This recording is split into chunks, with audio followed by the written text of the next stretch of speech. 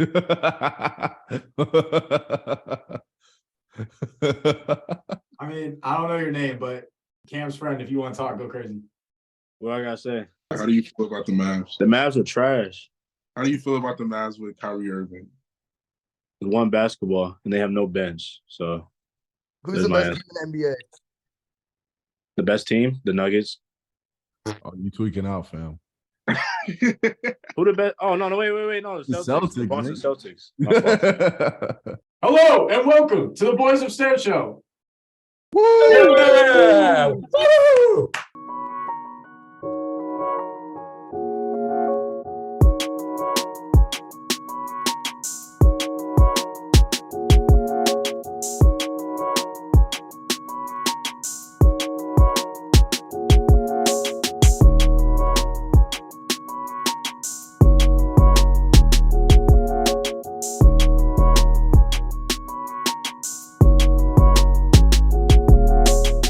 All right, this is our first NBA show of the NBA season. Today we have Coby's top 10 NBA teams as of February 27th, 2023. I think that this is a good, we're getting into playoff form here. This is a good time of the year to do a top 10. So we'll go ahead and give it to Coby.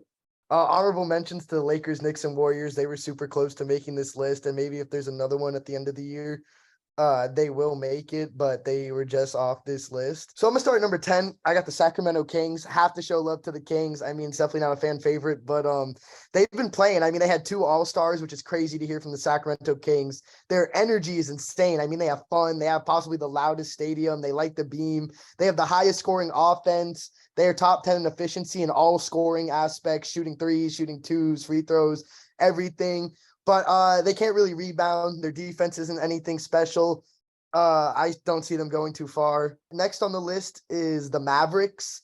This is a team that definitely has potential to move up, but as of what we've seen so far, I got them at 9. They have a lot of star power. The team is really well built around Luka and Kyrie, a lot of shooters. They don't allow easy buckets, but that's about all their defense can do. They're bottom 3 in offensive rebounding, defensive rebounding, and just all-around rebounding. They can't protect the paint. They give up some of the most points in the paint at all. They have a terrible defensive rating. They play no defense, and they have no depth, so I have them at 9. 8, I have the Grizzlies. They have fallen off a lot. Earlier, I would have had them way higher. Their defense is insane. I mean, they're second in defensive rating, top 5, top 10 in for the defending the paint, limiting fast break points. Their chemistry, this has been like the same team for like 2-3 years now. They've made it pretty far, so they've got some good chemistry. They just lack star power. I mean, Desmond Bane's cool, but he's not really a second star, and John Morant kind of needs some help. They can't shoot the 3 for shit, which is like cool if it was 1990 or 1980, but now that's really not going to work for them. And they have the worst free throw percentage in the league. So when they don't convert the easy ones and they can't shoot. So shooting's definitely gonna be a problem for them. 7, I have the Cavs. They have fallen out a lot too. I mean, they have a great starting lineup, Garland, Mitchell, Mobley, Allen. That's a great team to have. But they have good guard depth, but they have no backup big man. And Isaac Okoro is not a good starting 3. And a small forward is really important. I mean, you got to guard the Tatums of the league, the LeBrons, the KDs. So having a not great small forward is really important. Isaac Okoro is not a championship starting small forward. And then 6, I have the Clippers. Kawhi is looking great. I mean, his bones look stiff as fuck, but he's been playing amazing. I mean, Paul George, if you look at his stats, he's still in his prime. He looks like every other year he's had. Their chemistry is finally coming together. A lot of problems in the past with the Clippers come from they didn't have chemistry. Kawhi and Paul George never played together. Well, now they've played some games together. They know how to play with each other. They got tons of depth. I mean, they picked up Westbrook. They traded for Bones Highland, Eric Gordon, Mason Plumlee. They don't foul. They top 10 in clutch win percentage, which means they pull out close games, which is super important come playoff time. This is like a good and a bad. They're good at everything, but they're great at nothing. So they can do it all, but they don't really specialize in anything. They're bottom 10 in scoring, which is crazy because they have so many weapons. I mean, Kawhi, Paul George, Markieff Morris, they got Westbrook now. And they give up a lot of fast break points, a lot of transition points. So just to recap, because I know I said a lot, Kings 10, Mavericks 9, Grizzlies 8, Cavs 7, Clippers 6. Clippers are just solid. They're also, I think that was the best way you could have put it, Coby. Good at everything, great at nothing. Kawhi's looking solid, and they've got role players that like to compete. So everybody wants to think they're so much better than they are because they have Kawhi and PG. And for the last however many years, even before, they have just shown nothing, especially come playoff time. And maybe that's me, using previous seasons when I shouldn't be, but I'm going to anyway. And I would put them closer to the 11 through 9 range than have them all the way in the top 6. I think the Mavs should be lower just because they don't have a big. And I just think like in a 7-game series, like I was just going through their like forwards and their bigs and like just their big men in total. Like you can't go that far without like with Christian Wood and Dwight Powell being your best bigs, I guess. Like, and you can, but like Christian Wood hasn't. I don't want to say he hasn't stepped up. I just feel like they had to like fit him into the system right because he's showed some sparks in this season where he's like, oh shit, like this dude is good. But even coming off the bench, it's like Maxi Kleber, like JaVale McGee, like just bigs that are like they could get the job done, but they're not gonna mesh with Luka and Kyrie to the point where like they're gonna make a deep playoff run. So I think the Kings should be higher than the Mavs. I feel like the Mavs are a better team than Sacramento, just because Sacramento is a bottom 3 defensive team. I think their overall defensive efficiency, they're probably like 27th or 28th in the league. You can't really expect to go, even as good as you've been playing and you've been exceeding expectations and surprising everyone. You got to be able to play defense somewhat in the league, especially when it gets playoff time and everything's a lot slower and more methodical and a lot more half court. You got to be able to play. You got to be able to play defense against the best teams in the West. So I feel like even though the Mavs don't necessarily have a true center, a true big man, we saw last year they made it all the way to the Western Conference Finals without one. And they put up a decent fight in the Western Conference Finals against the Warriors. So, you add Kyrie basically to that roster. I don't really see how they get worse. I can only see it getting better for them. So I feel like the Kings are going to struggle because of their lack of defense. Off Nickson's point, I think like obviously this is Cobb's top 10 teams as we stand today on February 27th.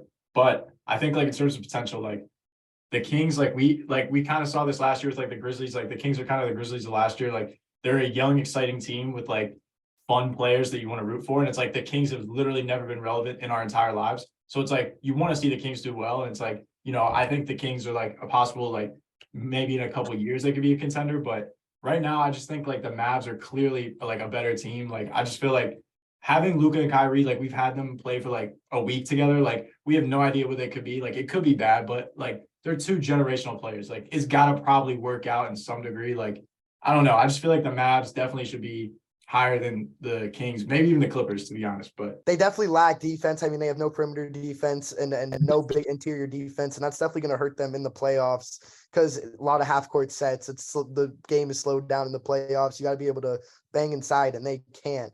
But I don't think that the Kings are better. I mean, them in a 7-game series. I mean, the Kings are cool. Like Tommy said, they're the Grizzlies of last year, but I don't think they're outscoring Kyrie and Luka in a 7-game series. I just don't think they're that good yet.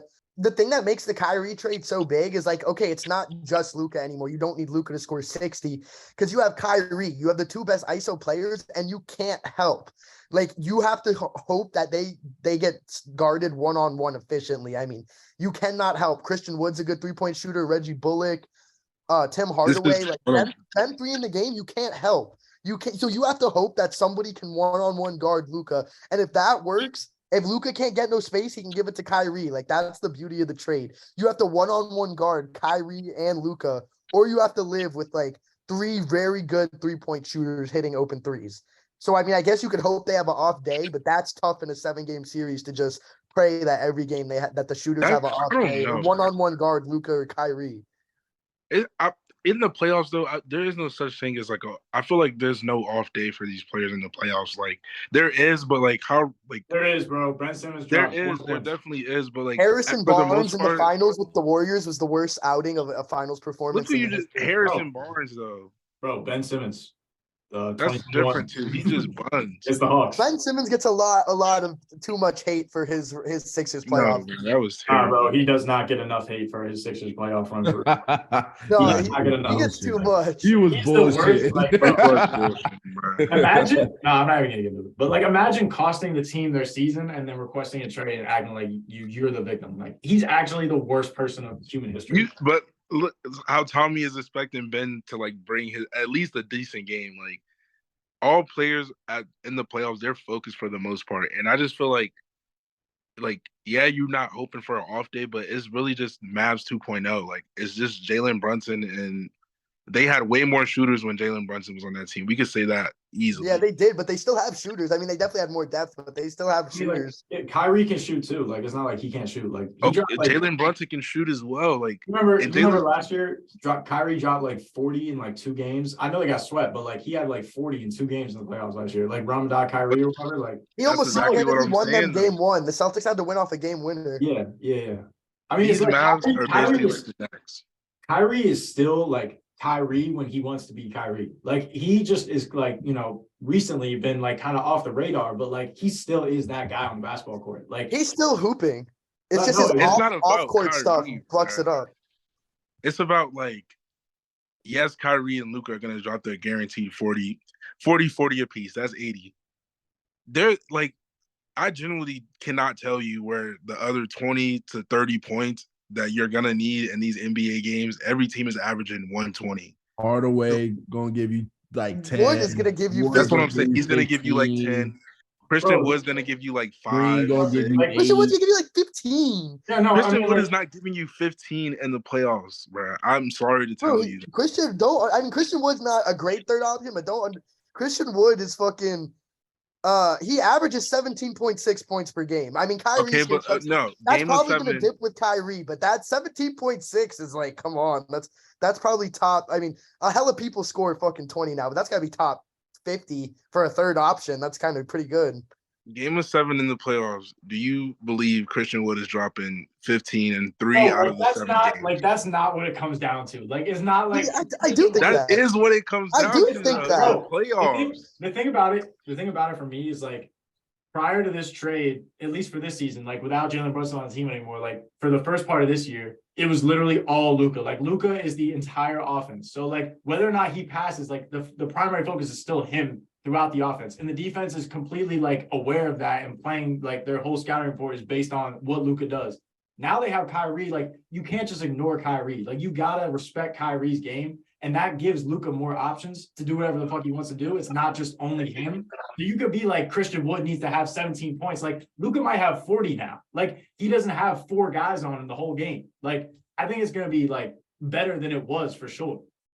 100%. I 100% agree. I mean, if you're putting 2 guys on Luka or making sure Luka don't score, then Kyrie could go in there and score too, and you can't help. Like if you're putting 2 guys on Luka or Kyrie, you have a top tier shooter open.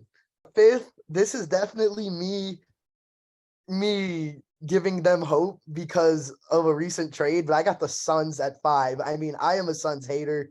They disrespected the game of basketball by getting 50 ball in the game 7, but getting KD changes literally fucking everything. I mean, KD added on with having Devin Booker as your second best player and a shell of Chris Paul and DeAndre Ayton, who's having a career year that people are not talking about. 4 Nuggets. I mean, Jokic, like I don't even have to say much more than that. They're healthy. I mean, Michael Porter Jr. and Jamal Murray are playing and they're playing good. They got a lot of depth. They picked up like Reggie Jackson and they picked up Bruce Brown. They got some depth, which they definitely needed. They score a lot and they're efficient. They're top 10 in points. They're first in field goal percentage and 3-point percentage. 3, I have Tommy Sixers. I mean, Embiid and Harden are looking like a top 3, top 2 duo in the NBA. They're efficient all levels of scoring. They're efficient shooting. They're efficient shooting 2, shooting 3, getting to the paint. They don't turn the ball over. Their defensive rating and paint protection is amazing. They're 5th in clutch win percentage. They win close games, 5th in point differential. They're the best free throw shooting team in the league. Like they get all the easy ones. And Embiid and Harden like to get their 20 of their 30 points per game at the free throw line. My only worries about them are Maxey is kind of fallen off. And can they do it in the playoffs? I mean, No. They did gain depth. They did gain depth. I will say that their depth has improved crazy amounts from last year, but Maxey has kind of gotten to a fall off. He's been playing better as of recently, but we'll see how he takes it in a bench role. That's going to mess with his head. And playoff success is just they can be the greatest regular season team. I mean, I have them third, almost put them second over the Bucks, but they have to do it more than just the regular season. 2, I have the Bucks. I mean, that team's just crazy with Giannis, Brook Lopez, Defensive Player of the Year candidate. Drew Holiday does both ways. They're first in defensive rating. My worries about them are Middleton is awful. Middleton is playing like dog shit. And last year in the playoffs, when they lost to me and Lowell Celtics, everyone was like, oh, if they had Middleton, Well, they really don't. They have a shell of Middleton who's playing awful. So without him, I don't know how great they're going to be. They are top 10 point differential, but without Middleton, and if they wall up Giannis, I mean, you're basically asking Drew Holiday to carry you to a championship. And then number 1, the Celtics, top 5 in scoring, top 5 in shooting. They gained tons of Brogdon was the underrated offseason pickup. Sam Hauser's been shooting the ball great. They gained tons of depth. Possibly top duo in the league. Tatum and Brown, Harden and Embiid, they're 1 and 2, however you want to put it. No bad parts about them, like every other team, because they're the best team so far. The team is just there's not a lot of holes. It's going to be hard to break this team. So just to summarize: Suns 5, Nuggets 4, Sixers 3, Bucks 2, Celtics 1. Coby, I'm again a little surprised. We were so similar, given your football takes throughout the year. I thought we would have been quite different, but maybe we see eye to eye in the NBA. I have one change. As a Heat fan, I just know how much the Sixers are going to choke in the playoffs, especially when the Heat are the 6th seed and the Sixers are the 30 seed, and they're easily going to choke and the Heat are going to upset them. Given that, I put the Sixers at 4. Hold on, Cam. I just want to jump in right there. Like, obviously he kind of threw a shot at me, so I feel like I need to respond. I don't feel like my thing about the Sixers and Nuggets being flipped at 3 and 4, it's like the Sixers and Nuggets played like a week and a half ago. The Sixers won and B dropped 47 on Jokic's head. I think the Sixers, like, you can't put them above the Bucks or the Celtics right now, just based on prior years. And, like, we haven't got it done against those teams yet. So you can't put us above them yet, which I'm fine with that. But I think that we're up and coming. I like where we're at. I like us at 3. And then I agree with the Suns and the Nuggets. So I think it's a good top 5. I mean, you're not going to like this one, but what I like to base my rankings off of is, are these teams going to last in a 7-game series? Do they have like an identity? Like the Sixers, they just, for some reason, they can't get it done. And there are times where they just look like just some of the sloppiest basketball like ever. And it's just like, it doesn't make sense, because at times y'all look really good. Like y'all could be the number 1 seed, and then the Sixers are just like, if Harden isn't scoring the ball, if Embiid is having an off night, it's nothing. Like, it's just absolute.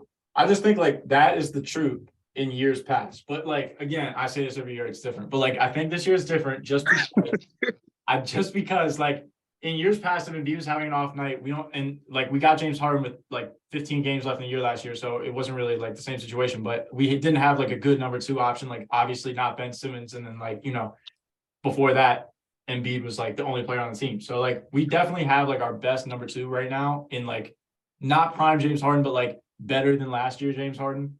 And he's definitely a good facilitator. You saying like, we just can't get it done in the playoffs. Like, I feel like this is a different team. And also last year in the playoffs, Embiid was hurt. Like, I think it's just different. Yesterday, we all had to be watching that game. I was watching it. I know both of you were. That one, like that sequence in general is just like exactly of like Sixers just can't get it done. Like Marcus Smart is about to get this ball. He's going to dish it off to Tatum, and he's going to, like, they run this play numerous times. Like, if you watch basketball, you knew the play was coming. For some reason, the 76ers had Anthony Melton, or I don't even know who the hell was guarding. That was him. Jason Tatum. Like, but even like that last play was like, it was a tough shot. Like, Melton is one of our better defenders, and like he contested the shot. He just made the shot. Like, you know what I mean? If it's a 7-game series and it comes down to the last possession every game, like, I like, where we're at. Like, that's the best team in the NBA, and it came down to the last second shot. Like, and then Embiid also, I just got to get this off my chest. Embiid's the king of making fucking full court shots to win the game when it doesn't count. That's like the 5th one he's made in his career. It's like, how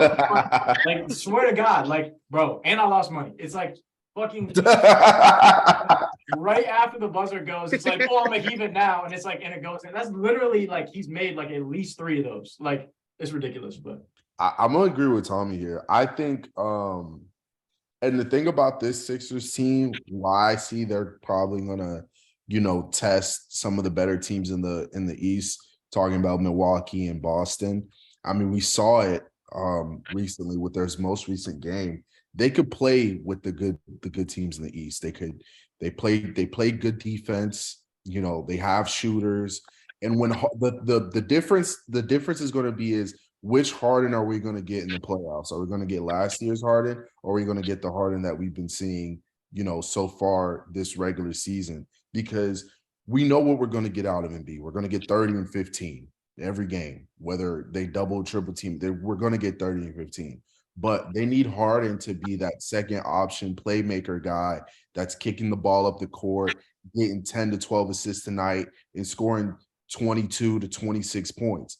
That's what they need in the playoffs. And that's exactly who's going to be the guy to get them over that hump against the better teams in the East to hopefully get them to a final. So, if I'm Coby or if I'm Lowell and I'm a Boston fan and I'm looking at that game that happened and I'm like, oh God, like the Sixers could give us some trouble in a 7-game series. It's not going to be a cakewalk. Exactly. That's what like I'm how a saying. lot of people, are projecting it to be, because it's like, oh yeah, the Sixers, they always fucking choke in the playoffs. Like, I don't think that's the case. I could be proven wrong, but I think that this Sixers team is better and better built for the playoffs than in years past. I mean, we've already talked about Maxey. You have a guy of Maxey's caliber coming off the bench is something that's super duper telling of how much deeper the team is now than it is in years past. Dude, it's just like for whatever reason, the Sixers are like two pieces short of being like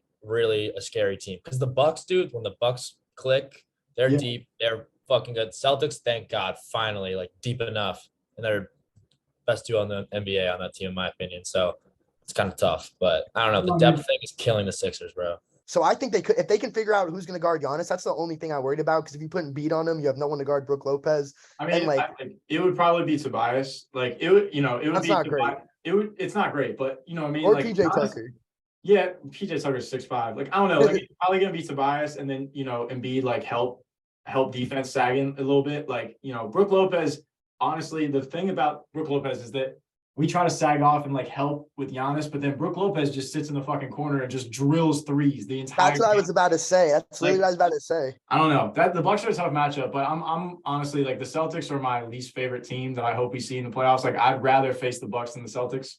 But it really just all depends on the matchup. Like if we could somehow get like the Wizards and then like the Cavs or something like that, like and then play the Celtics or the Bucks in the Eastern Conference Finals, that'd be ideal. Like I don't know though. We seem to just get like teams who I feel like are going to be like the Heat and the Hawks, and we just don't beat them. But I'll go after. oh, sure. Yeah, I'm here. Just going off the Bucks and the Sixers, I honestly would switch them, make the Sixers 2. We've played twice this year. The first time Embiid and Harden, I believe Maxey too, all didn't play, and we almost won. And then we played recently in November, and Harden didn't play either. Embiid was out there, and we won. So beating them without our full roster is just shows like our depth that we have this year. And yeah, I agree with Tommy. Like the only team I'm afraid of is the Celtics. I think we can beat any other team, so I would switch them. Yeah. The Celtics Sixers would be a good matchup. I mean, that shot was a tough shot. I mean, it was well contested. It was a pullback three. It's just better offense. It was a tough shot, and that's really the only team they have to worry about. If you guys can figure out something to do with Giannis, I think you guys could beat the Bucks. But it's just like if Embiid's on Giannis, who's guarding Lopez. If Embiid sags, Lopez is gonna spray that pitch. But Listen, the West is trash, and the Lakers are making it to the second round. That's all I want to say. The Lakers might make it to the second round. Like the West is They so will. bad. If the I Lakers got get faith to in Nickson. If the Lakers get to playoffs, like in the play-in, they're definitely going to beat like Denver in the first round or some shit. I will say the Lakers look 100 times better with D'Lo on their team. I don't know what it is. it's Vanderbilt, Vanderbilt and Malik And- Beasley yeah. too. Their And whole Rui. roster is better. and Rui. And Rui. Mo Bamba. I forgot y'all had Rui. Mo Bamba. Mo Mo Bamba, too. Bamba. And no Pat Bev and no Russ. Dog, I'm in Austin heaven Reeves. right now. Austin Reeves, I don't know. No, I He mean, was like down that's the in thing. him. Like the Lakers, if the Lakers had this roster the whole year, they wouldn't be the 12th seed in the West. Like they're a much better It team. would definitely be like top 4. Yeah, no, like they're borderline top 10 team in the NBA right now. I'm not gonna lie. Like if Braun is locked in, like how he played the first half of the All-Star game, then like the Lakers are gonna The first half of the All-Star game. He said, "Fuck Shea Gilgeous-Alexander." Low key. He's like, them niggas was playing defense the whole game, and Brown would have come block my dunk. All right. good show, everybody. Good show, All man. right, Sean. So, Like and subscribe. Later.